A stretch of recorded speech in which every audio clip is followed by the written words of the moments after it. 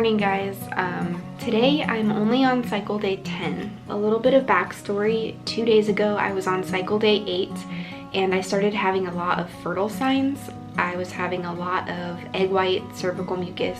Typically I start having that like in the 3 days leading up to ovulation, and I was only on cycle day 8, so which is really early for me. I normally ovulate like cycle day 14, around there. I thought it was weird, but I didn't think too much about it because again, it was so early in my cycle. I had just come off my period like 2 days earlier, so I just thought, you know, this is really early. Maybe I don't really know what's going on. But it continued. It was still happening yesterday on cycle day 9. I took OPKs yesterday and the day before, and they were both negative, but yesterday's was a little bit darker. Here, let me show you. This is the one that I took 2 days ago on cycle day 8. You can tell that that line is faint. And then this is the one that I took yesterday on cycle day 9. Again, it's still negative, it's faint, but the line is a little bit darker. I'm on cycle day 10 now, and I'm gonna go ahead and take another ovulation test. So there it is, it's running now. The GP test that I just took is already really dark. That's crazy. Oh my goodness. And it's not even like done yet. I still have to wait another few minutes to actually accurately read this, but look at it, guys.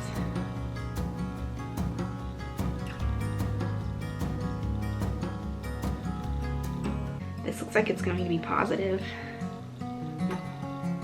Cycle day 10, positive OPK. At least it looks like it. All right, I will be right back, guys. So the test line is on the left, and it's hard to tell in person, but it's definitely darker than the control line. Like that's for sure a positive test. I even took another one just to make sure it wasn't a faulty test, and it's a little bit more dry, but like look, they're both positive. Just doing a little science experiment here. So my situation is that I took 2 cheapies and they're both very positive, and then I took 2 digital tests and they're both completely negative. They have just the empty circle, and so something's weird, something's not right. I'm testing the legitimacy of my cheapie tests. I just dipped one of them in water to see what it says. Like obviously if I dipped it in water and it gave a blazing positive result, then I would know that there's something wrong with the test, with the cheapie tests. However, that's not looking to be the case. There's only a control line. Here's my little science experiment. As you can see, just a control line. So basically the breakdown of these clear blue digital tests are that I spent like $40 on the box. I used 2 tests last cycle before I got my peak result and I couldn't use it anymore. And then it's like busted or something, like I'm on my next cycle and apparently I can't use it because it's not giving me accurate results. I've tried 2 different test strips in the holder and I've gotten a negative result with both. I don't trust the clear blue digital test in this case. Let me show you. This one on top is obviously a different brand, but still it shows that my luteinizing hormone was low 2 days ago. Then the second one is the one I took yesterday. You can tell that the line on the left is getting a little bit darker. And then these 2 tests right here are the ones that I took today. Both obviously positive. And then this is the one that I just dipped in water to use as like a test. To use as a control to make sure that my tests weren't broken. Because obviously if I dipped my test in water and it came back blazingly positive, that would obviously mean there was something wrong with the tests. But it didn't. There's clearly only one line there, whereas these 2 right here were dipped in my actual urine sample, and they're both really positive.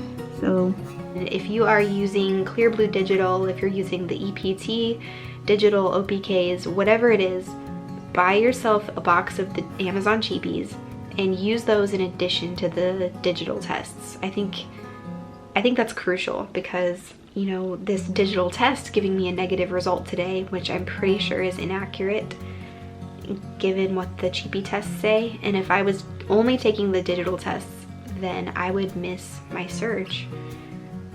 So I don't know. I may have done something wrong, but I'm not sure what. Anyway, this has been long enough, I feel like.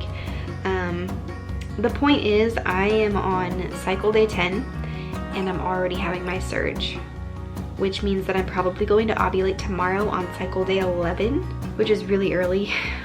So I think that this cycle, you know, in terms of are we doing anything differently this cycle, ovulation kind of snuck up on me out of nowhere. I was not expecting it to be this early, but I did start temping this cycle, which is something I've never done before. I've only done 2 days of it, so we'll see how that pans out. We'll see if like I have enough data to actually like confirm ovulation.